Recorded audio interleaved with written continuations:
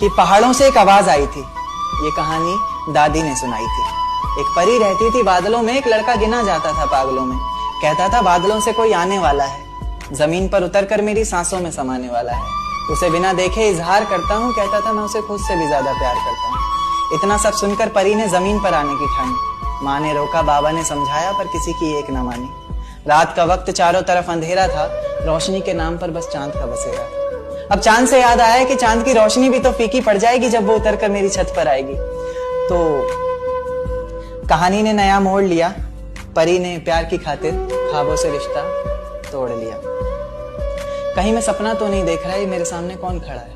कुछ बोलता क्यों नहीं, इस तरह चुप्पी साधे क्यों मौन खड़ा है? फिर उसने कहा कि माँ बाबा घर बार सब छोड़ दिया मैंने, बहुत ख्वाब सजाए थे, काफी ऊंचा उड़ना था, सब तोड़ दिया मैंने। आज से मेरे किस्मत के ताले की चाबी तुम हो, बेचैन सी मेरी धड़कन की बेताबी तुम हो।